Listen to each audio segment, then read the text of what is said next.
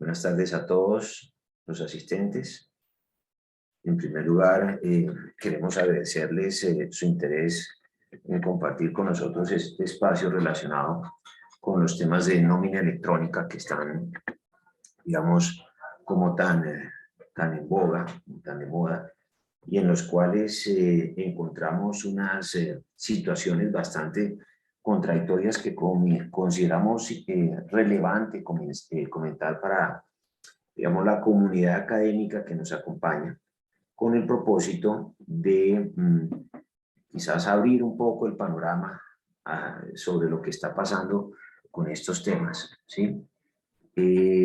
¿Cuáles pueden ser las consecuencias de seguir una u otra alternativa de las que nos está planteando de las que nos está planteando el escenario legal que se nos está abriendo, el escenario jurídico? Y para tales efectos, lo primero que vamos a hacer es, digamos, arrancar por plantear, digamos, algunas generalidades importantes que van al punto justamente de la nómina electrónica. Quisiera pedir que me dejaran compartir pantalla, si es posible, Ángela. Vemos un poco, digamos así, de dificultades técnicas. Hay algo con el reconocimiento de los participantes por parte de la plataforma, pero mientras se van solucionando y vamos avanzando, lo primero que vamos a hacer, insisto, es empezar a comentar las generalidades de estos temas. Sea lo primero decir que el tema de nómina electrónica tiene una importancia trascendental en los aspectos financieros tributarios de las organizaciones, ¿sí? Es a esta altura casi una obviedad que la administración de impuestos y en general la política tributaria de los últimos años ha apuntado a buscar la formalización de los protocolos fiscales, de las obligaciones formales de las empresas y también de los individuos, las empresas y quienes se le asimilan y los individuos. Y en consecuencia de esto se ha empezado a buscar la forma de que todos estén en lo posible reportando información desde alguna perspectiva. Toda esa plataforma normativa que se ha construido alrededor de la idea de reportar información es lo que constituye el sistema de de facturación electrónica. La facturación electrónica no alude solamente a las operaciones en las cuales hay obligación de facturar por parte de los entes económicos, sino que más particularmente se relaciona con todas las operaciones económicas que sean o no susceptibles de la obligación formal de facturación y que estén en el mercado o en el comercio formal, si se quiere, o en el mercado económico formal, para decirlo en un sentido más amplio y abarcar en realidad también a los prestadores de servicios. Entonces, allí es donde entra este tema de la nómina electrónica. ¿Por qué? Porque de conformidad con la ley tributaria, ¿sí?, la nómina no es una operación que esté afecta a la obligación formal de facturación. Las operaciones de nómina, o mejor, quienes tienen una relación laboral no están obligados a facturar por efecto de esa relación laboral. En consecuencia de eso, se escaparían del espectro de la fiscalización de la DIAN si las operaciones que no están sujetas a la facturación formalmente no estuvieran dentro del contexto de esta obligación. Pero fíjense que no es así, no hay tal. Y lo que en realidad sucede es que en el mundo de la nómina, o mejor, de la facturación electrónica, hay una serie de responsabilidades justamente para aquellas personas como los trabajadores, o mejor, en este caso los empleadores, que no están afectos a esa obligación formal de facturar, pero que están involucrados en todo este ecosistema. Así es como en el artículo 616-1 del Estatuto Tributario se dice que las obligaciones de nómina las exportaciones, importaciones y pagos a favor de los responsables del IVA, en principio también deben estar afectos a la obligación formal de tener un documento soporte. Pero fíjense que esta obligación no se le impone en este tipo de casos a la parte, digámoslo así, más débil o con menos estructura, sino que con mucho cierto, la ley tributaria le está diciendo a quien tiene la calidad de pagador y quien por regla general tiene una estructura contable y administrativa más robusta, que a sus proveedores de bienes y de servicios, incluyendo los trabajadores, que no están afectos a la obligación formal de facturar, sea ese ente económico robusto, grande, pagador, quien profiera ese documento equivalente. Y ahí es donde vamos de nuevo al tema de la nómina electrónica, ¿sí? Porque dice la norma que será la DIAN quien establecerá el calendario y los sujetos obligados a facturar que deben iniciar la implementación de la factura electrónica a partir del año 2020. Para efectos de la nómina electrónica en estricto sentido, sabemos que las primeras transmisiones se hicieron en el mes de octubre del año inmediatamente anterior, del 2021. Y que el artículo 771, rayados del Estatuto Tributario, dispone que cuando no existe obligación de entregar factura o documento equivalente, simplemente es una reiteración de lo que ya hemos venido denunciando como punto de partida de toda esta historia, ¿sí? El documento que prevé la respectiva transacción que da lugar a costos, deducciones o impuestos descontables debe tener unos requisitos mínimos que el Gobierno Nacional establezca. Pero el Gobierno Nacional no actúa en cabeza solo del Presidente de la República, para eso están los departamentos administrativos y entre ellos está la Dirección de Impuestos y Aduanas Nacionales, que es la entidad encargada de proferir toda la regulación justamente relacionada con este aspecto. El numeral sexto del artículo séptimo de la resolución 0042 de 2020 dispone que, o simplemente reitera que las personas naturales vinculadas por una relación legal o laboral o legal y reglamentaria, le hace función pública, ¿sí? Y los pensionados en relación con los ingresos que se deriven de esas actividades, y ellos no están obligados a expedir factura de venta y o documento equivalente. Esto simplemente recoge una larga tradición fiscal en ese sentido, y es que ni en Colombia ni en prácticamente ninguna parte del mundo a uno como empleado en el contexto de una relación laboral en estricto sentido le toca ser quien emita la factura o el documento equivalente, que normalmente en otros países se reduce, se remite al desprendible de nómina. Y es que aquí se quiso hacer algo más elaborado que simplemente pedir el reporte de los desprendibles de nómina o de la información que circula en los desprendibles de nómina, lo cual quizás posiblemente hubiese sido suficiente para efectos de los propósitos que se están siguiendo.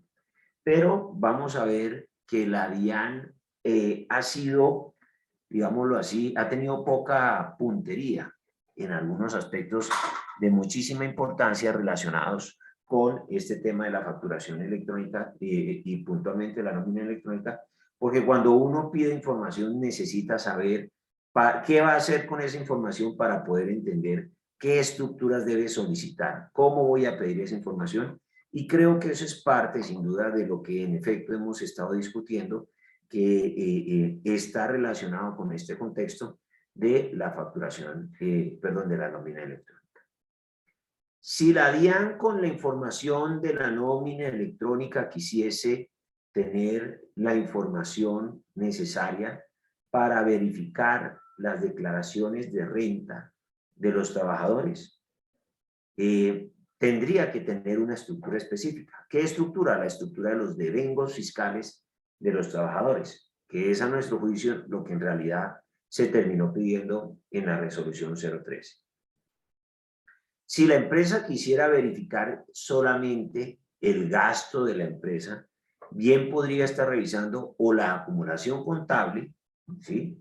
O, en su defecto, como parece querer estarlo haciendo, podría pedir la información tanto de los pagos como de los devengos que quedan acumulados en la información contable de las organizaciones a cierre de cada año. Eso Eso pareciera querer estar diciendo la norma. Pero además de eso, de esas dos posibilidades, hay una tercera posibilidad que requeriría quizás una estructura más asimilada, más parecida a la primera alternativa, pero que no sería necesariamente idéntica en toda su extensión, que sería la información para poder verificar los pagos de la protección social. ¿Y para qué para qué querría la DIAN, si es que la expresión es castiza, utilizarlos, es decir, o verificar los pagos en seguridad social y para fiscales? Pues sencillo, porque los pagos en seguridad social y para fiscales también condicionan la deducibilidad del gasto laboral. Entonces, fíjense que vamos a descubrir hacia dónde está apuntando la DIAN. Está apuntando a verificar los acumulados contables. Lo está haciendo de una manera, digámoslo así, atinada desde el punto de vista estratégico y conceptual. Parece que son preguntas sobre las cuales no hay prisa a responder en este momento, sino que primero vale la pena revisar qué es lo que se ha hecho con esta información de la nómina electrónica. Haciendo un censo en enero con algunas organizaciones que tienen digamos, una amplia extensión de prestación de servicios en materia de liquidación de nómina, encontramos que cerca del 45%, y de hecho quizás haya rebasado un poco ese número, cerca del 45% de las empresas censadas, más o menos unas 150, 170 razones sociales, dijeron que iban a acogerse a la, digamos, estructura literal de la resolución 013 del 2021 para efectos de parametrizar su transferencia de información relacionada con la nómina electrónica, que es lo que técnicamente hemos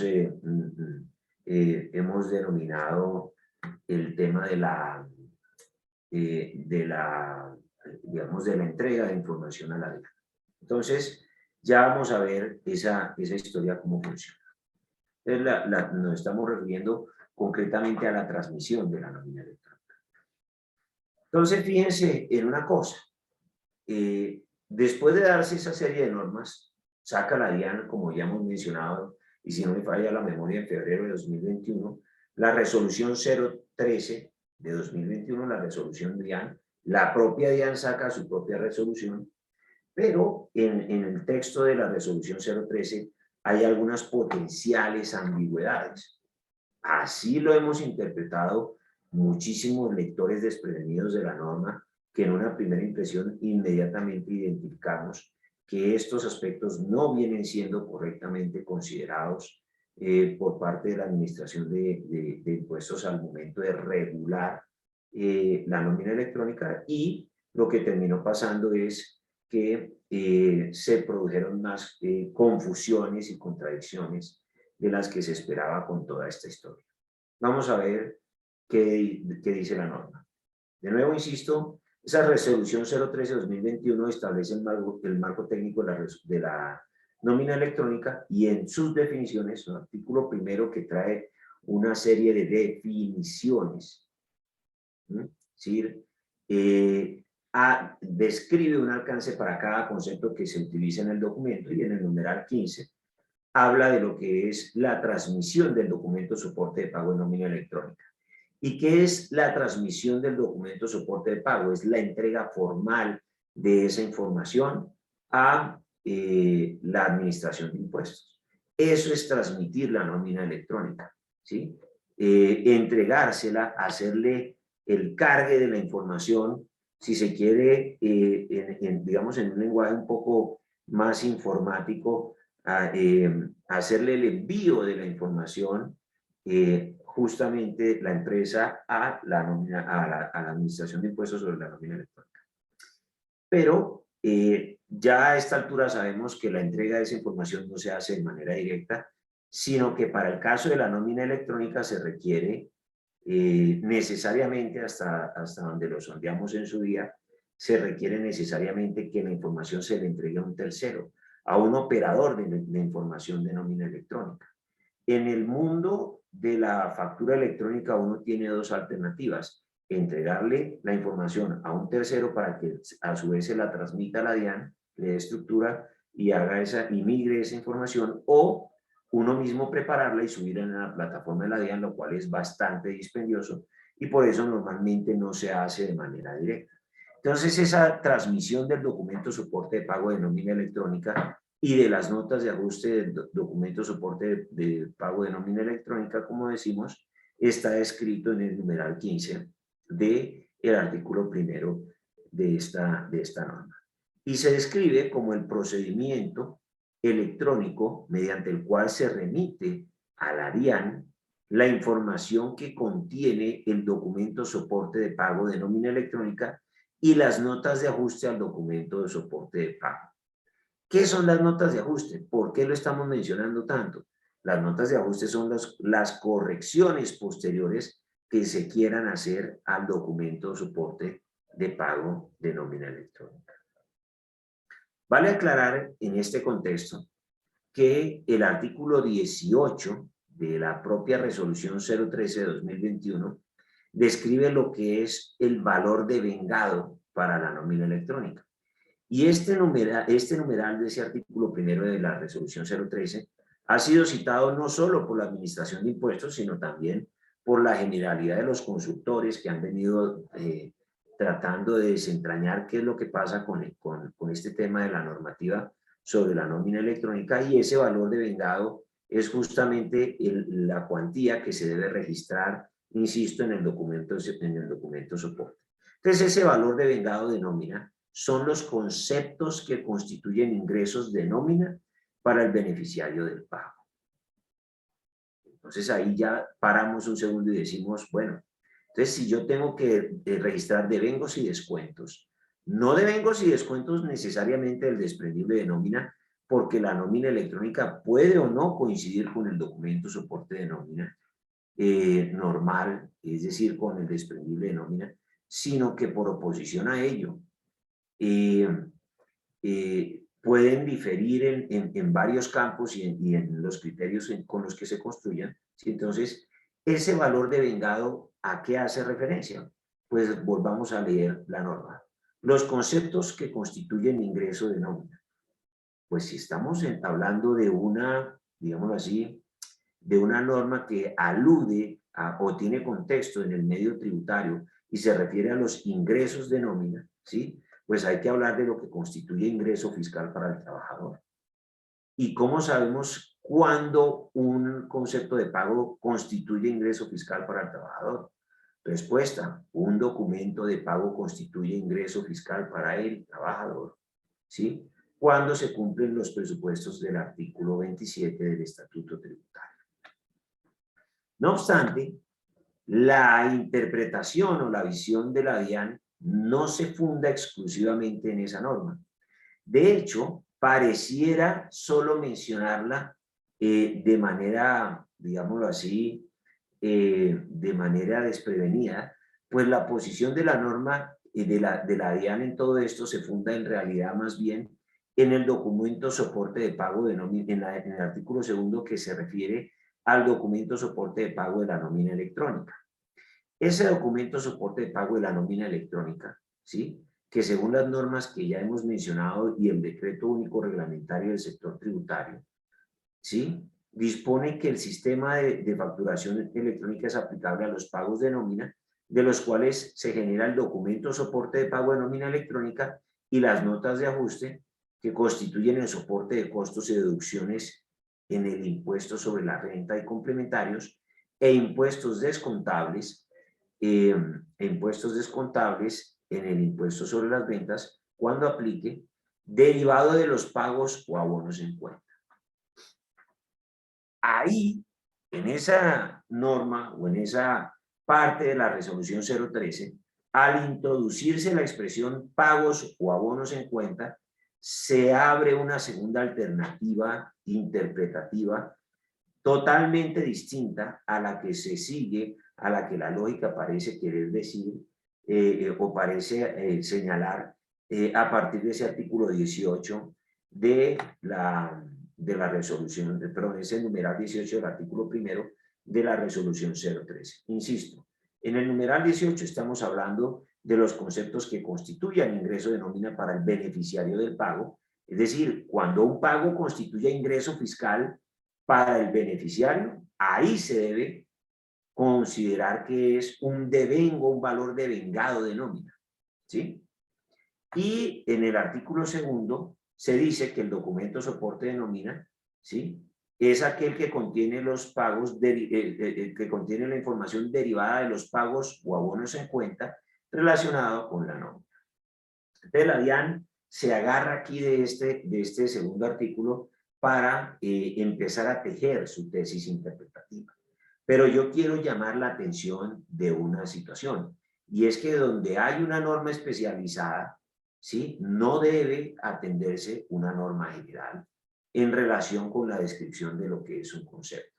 Si en la propia resolución 013 me está diciendo que es un devengo de nómina, pues yo, el sentido común me dice que yo debería atender ese criterio para establecer lo que yo reporto en la transmisión de la nómina electrónica, ¿sí? Y este segundo artículo al que alude la DIAN no es un artículo que se refiera específicamente a lo que va en el contenido del documento soporte de pago de nómina electrónica, sino que simplemente lo menciona por vía de referencia, en términos generales, ¿sí?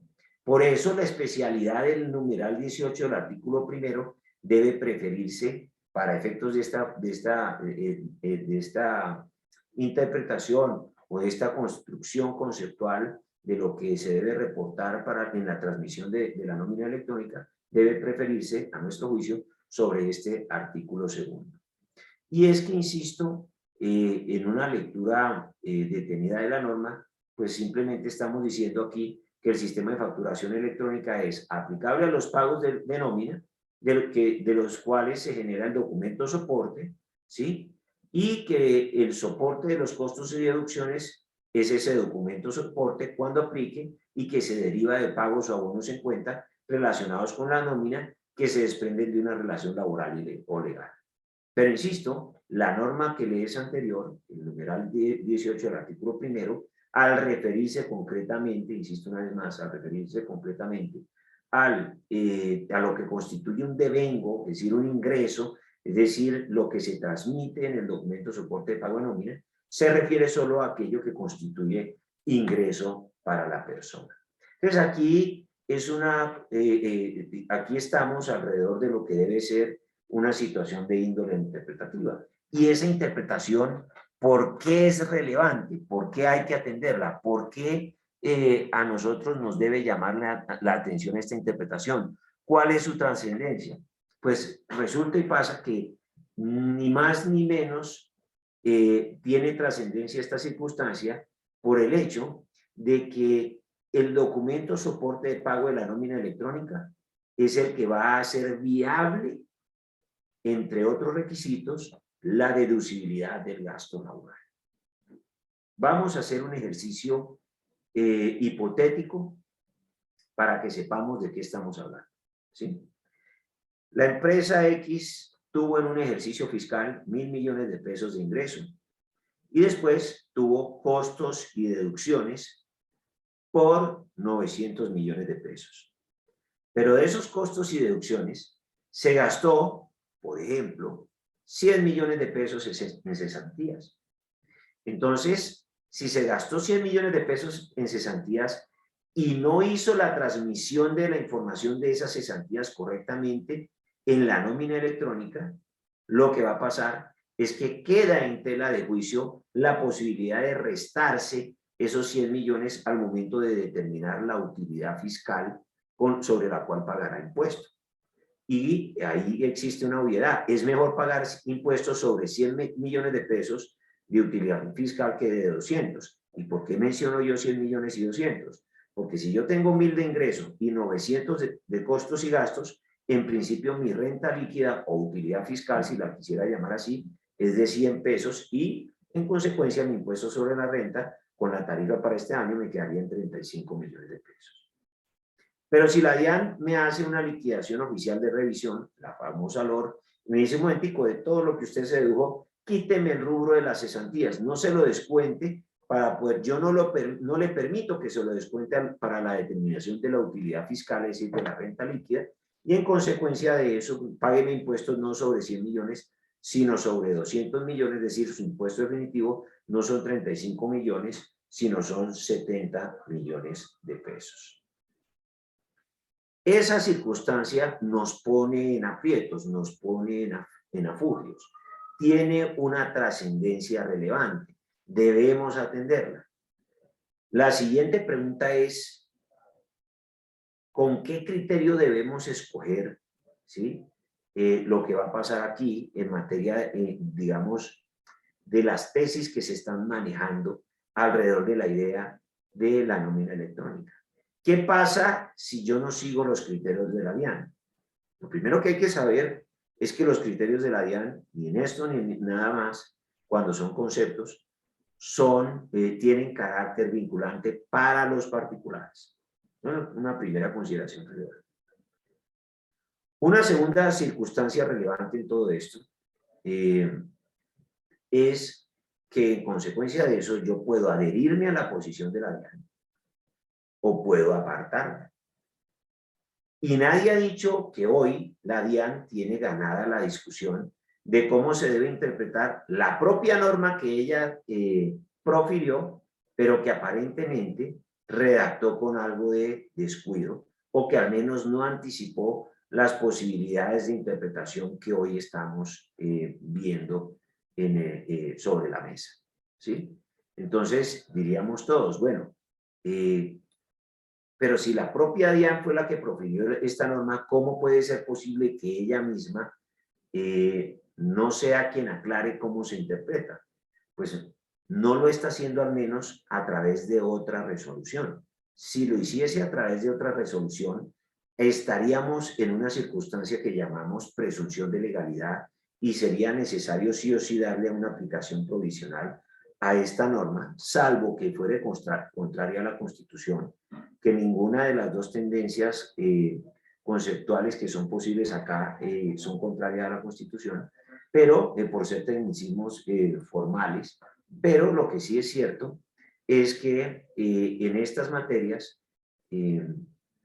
si la propia DIAN está tratando de enmendar su propia plana con interpretaciones por una carencia, por una flaqueza al momento de redactar el numeral 18 de la resolución 013, por un desatino, una falta de claridad, pues mal puede hacerlo y tiene que atenerse o a su propia resolución 013 o tiene que enmendarla con otra resolución. El problema es que la DIAN dejó pasar el tiempo porque tomó una decisión y fue simplemente sacar unos documentos que a mi juicio tienen aspectos bastante cuestionables desde el punto de vista interpretativo y que en consecuencia de eso nos dejan a muchas personas con una idea conceptual totalmente opuesta a la que quisieron transmitir en esos conceptos. Conceptos en los que, dicho sea de paso, elucubran para ser suficientemente sugestivos, pero no son explícitos con un ejercicio, con un ejemplo o con una fecha. Salvo alguna mención puntual en el último pronunciamiento que realizan ya a mediados de febrero de este año en relación con la nómina electrónica. Ya vamos a ver esos pronunciamientos. Entonces, vamos al punto de dónde está la discusión. ¿Cuál es el problema conceptual? Todavía no hemos dicho en qué con suficiente claridad, o no hemos insistido con suficiente claridad en qué no nos entendemos con la DIAN. Pues vamos a decir con toda nitidez en qué no nos entendemos con la DIAN. El primer tema, insisto, es que la resolución 013 en su numeral 18 del artículo primero dice que constituye un devengo de nómina aquello que es ingreso del trabajador beneficiario del pago. De ahí que se deban transmitir, según ese criterio, según la lectura de ese concepto de devengo, se deberían transmitir los conceptos que en cada mes vienen siendo ingreso fiscal del trabajador. ¿Y yo cómo puedo determinar cuándo un concepto de pago es ingreso fiscal del trabajador? Pues simplemente acudiendo a un concepto tributario contable básico, y es el de realización del ingreso. ¿Qué es la realización del ingreso? Es el momento en que se entiende percibido un ingreso o efectuado una erogación para un ente económico, sea persona natural o asimilada o persona jurídica o asimilada. Algunos dirán, ¿y qué es una asimilada en las personas naturales? Sucesiones disilíquidas, etc. Y en personas jurídicas o asimiladas, ¿qué se le puede asimilar? Patrimonios autónomos, fondos fiduciarios, etc. Entonces, cuando estamos hablando de la realización del ingreso, estamos hablando justamente del criterio que nos debe dar, el rasero con el cual se debe hacer la transmisión de la información. Vamos a contestar las preguntas al final, si me lo permiten. Entonces, cuando estamos hablando de la realización de los ingresos para los no obligados a llevar contabilidad y las personas que tienen una relación laboral o legal y reglamentaria en su condición de tal, en principio no están obligadas a llevar contabilidad. Entonces, quienes tienen quienes están en el contexto de esa realización del ingreso, ¿sí? Se lo entienden realizados en los términos del artículo 27 del Estatuto Tributario. Ya vamos a ver con más puntualidad el contenido del artículo 27, pero en estricto sentido lo que dice el artículo 27 es que cuando un ingreso se perciba efectivamente en dinero o en especie, en forma que equivalga legalmente a un pago, ¿sí? O cuando el derecho a extinguirlo se extinga por cualquier modo distinto al pago, compensación, confusión, etc. Esos son modos de extinguir las obligaciones del Código Civil. Confusión es cuando en una misma persona coincide la calidad de acreedor y de deudor, ¿sí? Esa es confusión. Y la compensación es cuando acreedor y deudor tienen dos obligaciones distintas, ¿sí? No la misma obligación, porque se confunde la obligación y en consecuencia de eso se cancela, sino hay dos obligaciones que se cruzan y entonces ahí se da la compensación por expresa disposición legal. Entonces, el pago efectivo, la compensación o la confusión es lo que supone la percepción del ingreso desde el punto de vista fiscal de las personas naturales que están en condición de trabajadores, sea en el sector público o privado.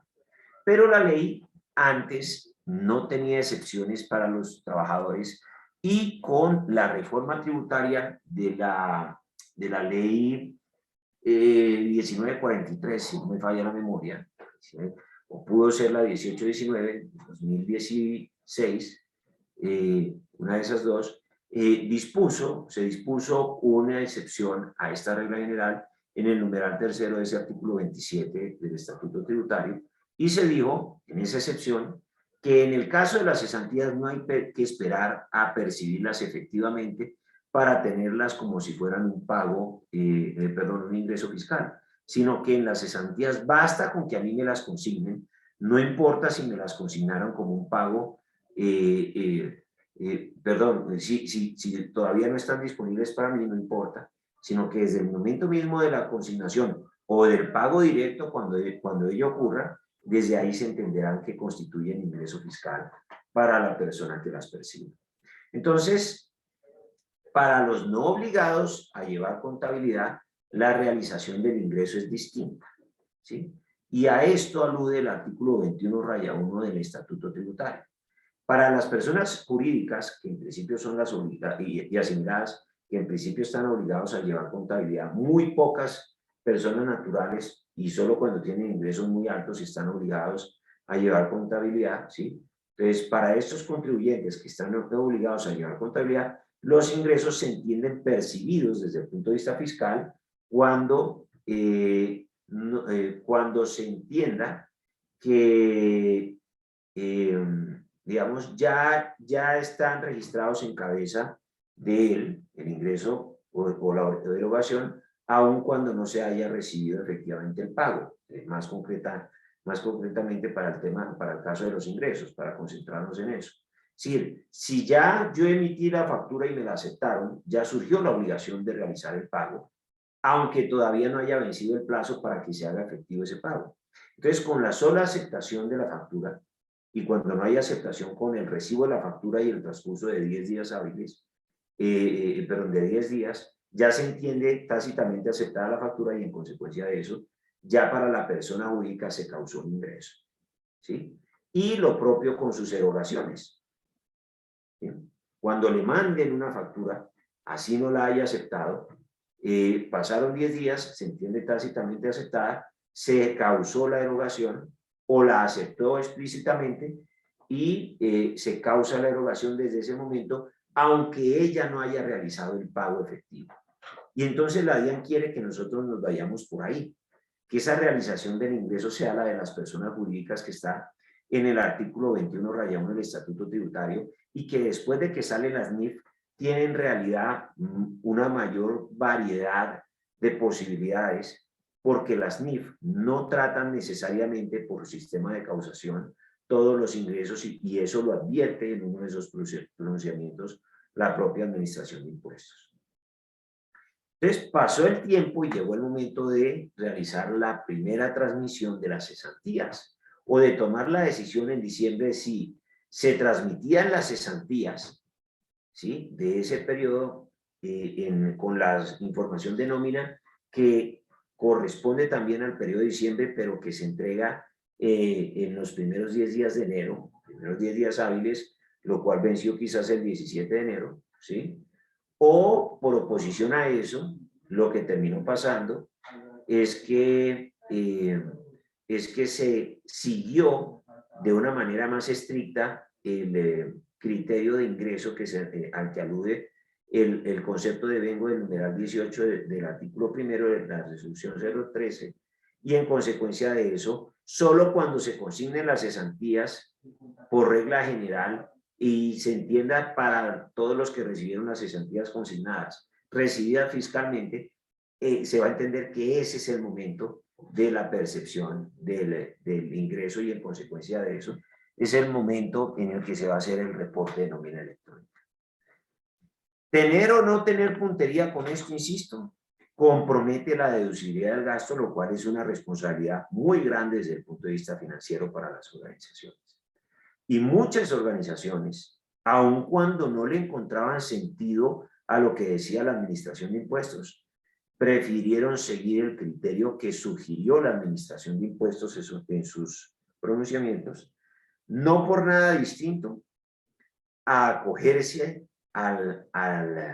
digamos así, al beneficio que supone que el concepto DIAN tenga carácter vinculante para el funcionario DIAN y en consecuencia este no lo pueda cuestionar cuando se haya aplicado.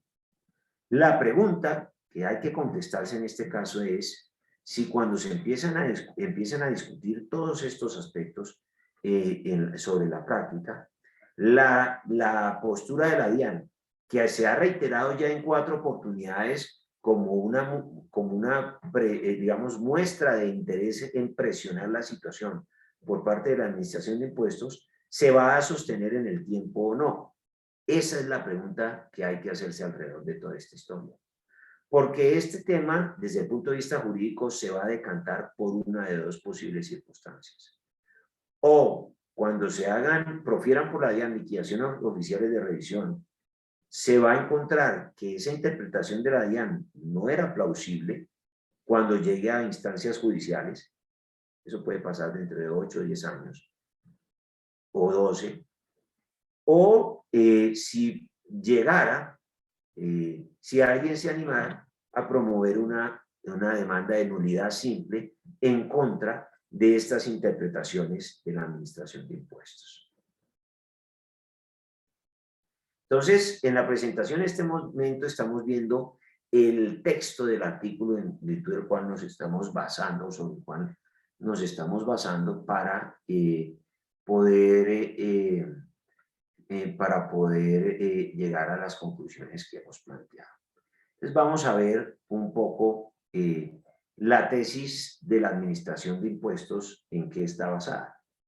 Porque ya hemos dicho, para ir cerrando el planteamiento general que nos hemos propuesto, ya hemos dicho que la tesis quizás más sencilla y más estructurada desde el punto de vista interpretativo legal es la tesis en la cual se entiende que el concepto de devengo supone a su vez el momento en que un pago se debe transmitir a la DIAN y en consecuencia de eso, los devengos son los ingresos fiscales que mes a mes vaya obteniendo el trabajador. ¿Sí? Pero por oposición de eso, la DIAN se nos fue por otro lado. Vamos a ver por dónde se nos fue la DIAN en sus conceptos. Y este oficio, el 91-24-16, del 6 de octubre de 2021, este oficio DIAN, es el que genera el punto, digamos así, de quiebre en todo este tipo de circunstancias. De hecho, quizás haya un pronunciamiento por allá anterior al que no se le puso mucha atención, pero este oficio es el que viene siendo reiterado en todos los pronunciamientos recientes y que ha sido mencionado ya en 4 de ellos. Entonces dice, ahora bien, en relación con su interrogante número 3, ¿qué se preguntó en el concepto DIAN en la pregunta número 3? ¿Sí? Que versa sobre el auxilio de cesantías. ¿Sí?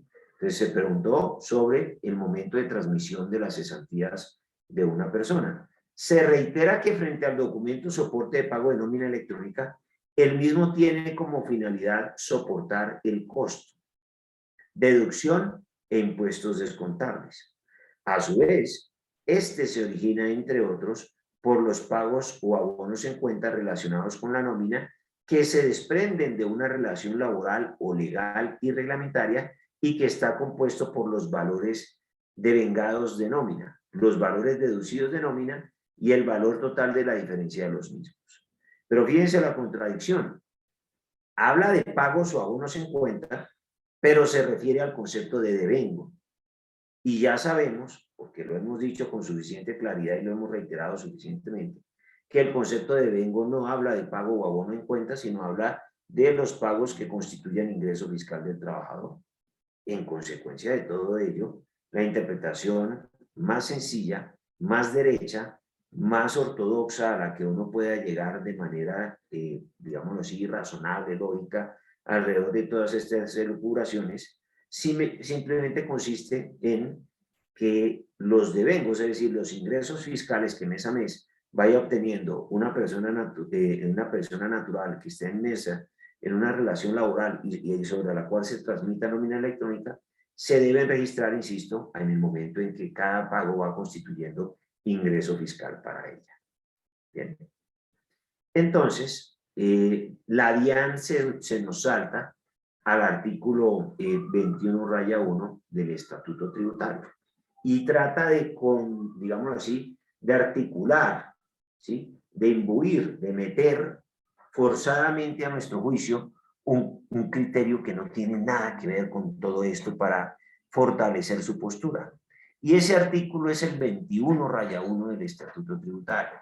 El artículo 21-1 del Estatuto Tributario, de alguna manera, le hace como el principio de realización del ingreso y de los costos y gastos de la persona jurídica, insisto, y allí se dice que para determinar el impuesto sobre la renta y complementarios, en el valor de los activos, pasivos, patrimonios, ingresos, costos y gastos, los sujetos pasivos de renta, obligados a llevar contabilidad, deben aplicar los sistemas de reconocimiento y medición de conformidad con los marcos técnicos normativos contables vigentes en Colombia cuando la ley tributaria remita expresamente a ellos. Entonces, ¿aquí qué están diciendo? Aquí lo que están diciendo es que desde el punto de vista fiscal, las empresas en su renta pueden reconocer un costo, un ingreso o un costo de deducción cuando desde el punto de vista contable se deba reconocer el costo o deducción, ¿sí? Cuando la ley tributaria remite expresamente a ese tipo de marcos, digamos, de marcos técnicos. Entonces, ¿qué termina pasando? Insisto, hay dos versiones del tema. Una es Una supone ir reconociendo los ingresos a medida que se van produciendo en la nómina electrónica, atendiendo a lo que es, insisto, el concepto de vengos, y la otra es, dirían algunos, la otra posibilidad en sus inicios, se interpretó a partir de esta cita que se hizo del artículo 21-1 del Estatuto Tributario por parte de la Administración de Impuestos. Se dijo que, digamos de alguna manera, la transmisión de la nómina electrónica se debe hacer con el criterio de acumulación contable. Y por eso cuando se mencionó la acumulación contable, muchas personas empezaron a decir, es que es el criterio de causación. No, de hecho el criterio de causación de alguna manera ya está recogido, está desueto, está mandado está derogado de alguna manera desde el punto de vista contable con la entrada en vigencia de las normas NIF, que no es que no lo utilicen, sino que lo utiliza no de manera exclusiva y lo utiliza de manera distinta para las diferentes formas o estructuras de organizaciones según sus clasificaciones en esa normativa NIF. Entonces, ¿a qué terminamos nosotros llegando con toda esta historia? O a que atendemos el criterio de DIAN apostando a que la jurisdicción contencioso administrativa va a dar al traste con estos entendimientos, o acogemos el sentido del criterio de la DIAN, no lo contradecimos, sino que lo acogemos, amparándonos en el hecho de que este criterio no es, digamos así, no puede suponer el surgimiento de señalamientos para las organizaciones en procesos de fiscalización.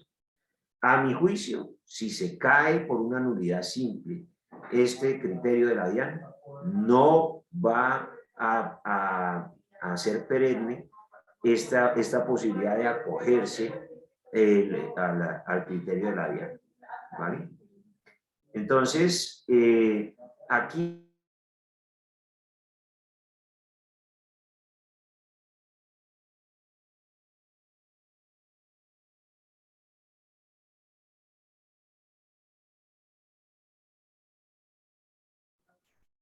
¿aló? Entonces, venía diciendo que pueden ir haciendo sus apuestas, ¿sí? En relación con qué es lo que va a sobrevivir desde el punto de vista legal en cuanto a los criterios de estas dos alternativas que estamos planteando. Si ustedes se van por el criterio de la DIAN, están apostando a que ese criterio va a trascender a largo plazo, y si están apostando por el criterio ortodoxo, más ortodoxo a nuestro juicio, y de una parte importante de la doctrina tributaria, de acoger el concepto de vengo tal como está escrito en el numeral 18 del artículo primero de la resolución 013, pues estarán apostando a que en algún momento la jurisdicción contencioso administrativa va a acoger este planteamiento para efectos de entender lo que es una transmisión, ¿sí? Lo que se debe incluir en una transmisión de la nómina electrónica. Entonces ahora vamos a mirar las preguntas. Creo que solo hay por ahí una o dos preguntas. Vamos a irlas respondiendo. Solicitan aclarar si un empleado que no disfrutó vacaciones en el 2020, el consolidado que trae, voy a hacer como la traducción, el consolidado que trae se debe poner en la nómina electrónica en diciembre de 2021, ¿sí? ¿Son los 2 años o solo lo que corresponda al año 2021? Entonces, esa es una primera pregunta, y la respuesta, estamos haciendo un ejercicio académico y es la siguiente. Sea que se decida, si ustedes deciden acoger el criterio de la DIAN, solamente debería entenderse que se debe transmitir el acumulado de vacaciones del año 2021 en la nómina de diciembre de 2021, ¿sí? Y que los 2 años no se pueden estimar para efectos de este acumulado, no por nada distinto a que con el mismo criterio el año 2020 ya está cerrado, y los ingresos y en particular costos y deducciones que allí se hayan planteado ya se deben entender cerrados para ese mismo periodo. Y se deben entender por fuera del reporte. Lo otro es que ese mismo empleado disfrutó uno de sus periodos en enero de 2022. En caso de que yo reporte este consolidado de los 2 años en diciembre, en enero debo reportar nuevamente el pago de esas vacaciones. Lo mismo cesantías. Entonces, la respuesta. Si ustedes están siguiendo el criterio de la DIAN, tienen que tener en cuenta que la DIAN lo que está pidiendo en realidad es que se atienda el concepto de pago o abono en cuenta, lo primero de las dos que suceda. Para la DIAN, ¿qué es pago? Pago es el reconocimiento efectivo de la obligación. Es la expresión misma en sentido llano o lato. Y abono en cuenta es los acumulados de un periodo fiscal que no han sido reconocidos. Entonces, si primero vino el abono en cuenta, cuando yo realice el pago ya está reportado y en consecuencia no debo generar el doble de reporte. Eso aplicado al ejemplo que se está proponiendo y que es solo un ejemplo académico, hay que plantearlo de la siguiente manera. Si ustedes reportaron con la nómina electrónica de diciembre los acumulados contables, si en enero lo pagan efectivamente, no lo vuelven a reportar, ¿sí? Y por oposición a eso mismo, si ustedes no han reportado, perdón, y en el criterio contrario, que es el del pago efectivo, ¿sí? Si en unas vacaciones no fue, si las vacaciones no fueron pagadas a diciembre y solamente fueron acumuladas contablemente, en enero, que fue que se realizó su pago efectivo, ahí es donde se va a realizar el reconocimiento o transmisión de esa información en materia de nómina electrónica. Bien. Eso para todos los ejemplos, eso vale para todos los ejemplos que se están planteando. Ahora, otra persona pregunta, por favor me confirman para el año grabable de 2022, que es este que está corriendo, el reporte de cesantías, intereses, prima y vacaciones dentro de la nómina electrónica se hace de forma mensual o solo en diciembre como en 2021. Gracias. Bien. Los últimos pronunciamientos de la DIAN ya han dado algunas luces sobre ese tema de la transmisión mensual de la información. Porque cuando, y lo repito simplemente para no dejar suelta la pregunta, cuando se habló de la nómina electrónica y se hizo alusión al artículo 21-1 del Estatuto Tributario, ¿sí? Lo que se terminó diciendo es que se iba generando el reporte a medida con los acumulados contables. Pero ya en uno de los últimos pronunciamientos, uno de la segunda quincena de febrero de este año, es decir, la quincena que acaba de pasar, quizás del 18 de febrero, si me falla la memoria, ya se dice que esa causación contable tiene cierre con el año fiscal. Y entonces, ¿qué es? Que se hace el reporte es cuando se cierra el año fiscal, lo cual es un concepto un poco exótico, algo difícil de entender, de aplicar para los presentes efectos, pero que viene siendo lo que parece querer decir la administración de impuestos con estos temas. ¿Qué pasa si siendo el grupo 3 aún no hemos enviado la nómina? Si estamos hablando de las empresas con menos de 10 trabajadores, ¿sí? Hay que recordar que acaba de salir una resolución donde acaban de, digamos, ampliar el plazo para esa transmisión de nómina electrónica. ¿Bien?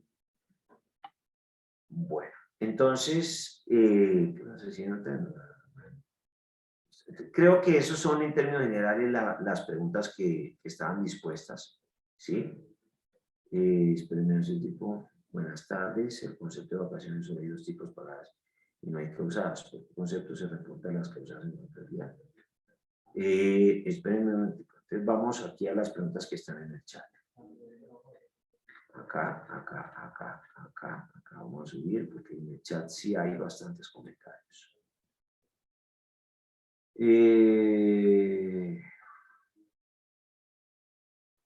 Los panelistas, buenas tardes. Las personas naturales y jurídicas que sean RST están obligadas a transmitir las nóminas electrónicas y siguen llegando los mensajes. Bueno, no tengo en este momento presente lo que significa RCT en la cabeza. Ahorita lo podríamos consultar.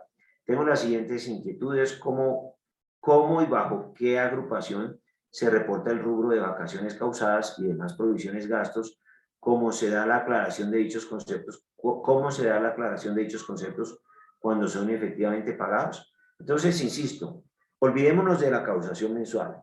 Ya lo que ha dicho la DIAN es suficientemente claro en ese sentido, en el sentido de descartar el reporte mensual. Ellos están hablando de consolidación anual o de causación anual de estos conceptos. Entonces, insisto, lo primero que pase, para decirlo de una manera más directa, lo primero que pase entre el pago efectivo o la causación, el cierre contable del periodo en que se causó la prerrogativa laboral o la prestación, si se quiere, porque no todos son en estricto sentido prestaciones sociales, sería el criterio con el cual se determina el momento en que se va a realizar el reporte de nómina electrónica. Insisto, si una persona recibe sus vacaciones en diciembre, ¿sí?, según la DIAN, entonces en diciembre se reporta, o mejor, en octubre o noviembre, pues en octubre o noviembre se transmite el pedazo de vacaciones que disfrutó, y en diciembre las que hayan quedado causadas sin haber sido reconocidas efectivamente al cierre contable, se transmite el saldo. Eso es lo que ha venido queriendo decir la administración de impuestos, que no es tan fácil de entenderlo con los primeros pronunciamientos que ellos realizan. Eso como a manera de aclaración. ¿Cuál es el ID correcto para reportar el saldo a 31 de diciembre de 2021 de los acumulados, sí, de las vacaciones causadas para la nómina electrónica de diciembre de 2021, tanto para el acumulado en días como en dinero, es decir, efectivamente pagado? Pues el NIE o el nodo es el mismo, es uno solo para las vacaciones, ¿sí? Pero tienen razón en lo siguiente, y es que los nodos hablan o de vacaciones causadas, o de vacaciones pagadas, o de vacaciones disfrutadas, el reconocimiento en dinero de las vacaciones disfrutadas o el reconocimiento en dinero de las vacaciones compensadas en dinero. Pero no hay un nodo para las vacaciones causadas. En consecuencia de ello, las vacaciones deberían irse llevando a nuestro juicio a vacaciones en dinero, a no de vacaciones en dinero, para el cierre de cada periodo fiscal en la cuantía que estén causadas según el concepto o el criterio que ha expuesto la Administración de Impuestos. Preguntan que para el año grabable 2022 el reporte de cesantías, intereses, prima y vacaciones dentro de la nómina electrónica se hace de forma mensual. Ya se aclaró suficientemente que no, ¿sí? Están pidiendo el material, preguntan si esto queda grabado, la respuesta es que sí. Cuando un empleado se retira, se reportan las prestaciones que se le liquidan en ese momento, la respuesta es que sí, ¿sí? Porque vendrá para ellos primero el pago que el abono en cuenta. Y si yo pagué una cesantía sin que se cumplan los requisitos para tomarlos como deducción, de hecho no los voy a tomar en la declaración de renta. Esas cesantías las debo reportar en nómina electrónica, pues de todas formas existe el deber. Y si la nómina electrónica no se reporta correctamente, pues se aplican las sanciones del artículo 651 del Estatuto Tributario por la incorrecta transmisión de la nómina electrónica, es decir, el incumplimiento reporte de una información requerida por la Administración de Impuestos. Bien. Buenas tardes, quisiera saber si nos van a enviar la grabación de la charla. La respuesta es que sí. Buenas tardes, tenemos la siguiente inquietud. Si una empresa de diciembre de 2021 tuvo 10 empleados y en marzo de 2022 subió a 2 empleados, ¿en qué fecha debo presentar las nóminas electrónicas de diciembre de 2021, enero, febrero y marzo de 2022? Pues la respuesta es según los calendarios dispuestos por la DIAN, pero en principio hay que tener en cuenta simple y llanamente que hay, desde que se termina el mes, 10 días hábiles para hacer la transmisión de cada periodo de nómina electrónica. Y si se transmite de manera extemporánea, también se aplicarán las sanciones del artículo 2651 del Estatuto Tributario. En caso de que no se hayan transmitido las cesantías e intereses en diciembre, ¿se puede aún hacer la transmisión por nota de ajuste? No. Es decir, se debe hacer la transmisión extemporánea, sí, y pagar las sanciones correspondientes, ¿sí? Pero como es primera transmisión, tiendo yo a pensar que no es una nota de ajuste. Una entidad pública descentralizada puede tener nómina electrónica aunque no esté obligada por los artículos 22 y 23 del Estatuto Tributario. Eso es una buena pregunta para hacérsela a DIAN. Yo tiendo a pensar que no, y me pregunto para qué se quisiera incluir esa información en la nómina electrónica, ¿sí? Buenas tardes. Cuando en febrero el empleado sale a disfrutar sus vacaciones, el 21 de febrero, del 21 de febrero al 9 de marzo, como se debe reportar a la DIAN, en febrero los días del 22 al 28 y en marzo del 1 al 9, o se debe reportar el total del valor consignado en febrero y cómo se maneja el tema del día 29 y 30 de febrero. Bueno, la respuesta. Se debe reportar todo lo pagado al trabajador. Punto. ¿Por qué? Así sea una parte de días de vacaciones que se disfrutan en el mes siguiente, son ingreso fiscal en el mes en que se reconoce. Tema número 1. Y el día 29 y el 30 de febrero hay que reportarlo no como lo cuentan en la alcaldía de Bogotá. Esto es un comentario un poco mordaz, si quieren, en realidad, a manera de jocosa, pero sino el día 29 y el día 30 no se reportan solo, es decir, bueno, se reportan, se hacen las aproximaciones a 30 días, si eso es, porque así es en principio como se entiende la norma, que se deben hacer las aproximaciones legales en la norma. Buenas tardes, el concepto de vacaciones solo hay dos tipos, pagadas y disfrutadas y no hay causadas. Sí, eso ya se comentó. ¿Por qué concepto se reportan las causadas en contabilidad? Ya sugerimos que por las de pago. La empresa cuenta con 21 empleados. Ya esto ya se respondió. El que se acoge al régimen tributario siempre está obligado a emitir la nómina electrónica. La respuesta es que sí, siempre que tenga trabajadores en el contexto de una obligación legal o reglamentaria. La grabación de la capacitación la envían, la respuesta es que sí, los que ya se habilitaron, pero no han enviado la nómina porque pertenecen al grupo 1 a 10 trabajadores, deben enviarla. Todavía no. Bueno, si ya están habilitados, ya deben empezar a realizar la transmisión de la nómina electrónica. Doctor, se transmitió la nómina electrónica de diciembre sin cesantías e intereses. De cesantía, ¿debo hacer nota de ajuste? Depende si vas a seguir el criterio de ANSI, si vas a seguir la otra interpretación razonable o plausible, no, y tienes que esperar hasta febrero. ¿Sí? Bien. La empresa cuenta con 21 empleados y no se ha mandado la nómina a la DIAN por culpa del proveedor tecnológico. ¿Hay alguna multa que debo hacer? Sí, se deben pagar las sanciones que están en el artículo 651 del Estatuto Tributario. Régimen de tributación simple, RCT es régimen, si tiene toda la razón. El personal terminó el contrato a 31 de diciembre, ¿se debe emitir en la nómina electrónica la liquidación o cuando se pague? Pues los conceptos que van en la liquidación se transmiten todos con los demás pagos que se hicieron por nómina en esa misma empresa en diciembre. Es decir, va sí o sí. Doctor, pero el reportar las vacaciones causadas puede entenderse para entes de control como pagadas y solicitar corrección de parafiscales ya que generan el pago de la parafiscalidad. La respuesta es que no, porque a mi juicio la estructura que está siguiendo la administración de impuestos no le da pie, no le da lugar para utilizar, o sea, no le sirve la información en la estructura que la está recaudando para calcular seguridad social y parafiscales. Si hubiese seguido la interpretación purista de la nómina electrónica, del numeral 18 del artículo primero de la resolución 013, sí podría, las divergencias sí podrían generar alertas en la UGPP. Entiendo el proceso expuesto, hay dos interpretaciones, pero de las dos, ¿cuál sería la correcta? A nuestro juicio, la contraria a la que expone la DIAN. ¿Se emite cuando se paga o al final del periodo fiscal? cuando se paga. ¿Sí? Listo. Es decir, que las sanciones a la fecha ya se encuentran reglamentadas y se deben aplicar. He leído opiniones de firmas que dicen que aún no son aplicables las sanciones sobre los ajustes. Sí, hay algún tema sobre las notas de ajustes en este momento, pero no lo tengo presente. Buenas tardes. ¿Cuál es el plazo para el envío de las notas de ajuste?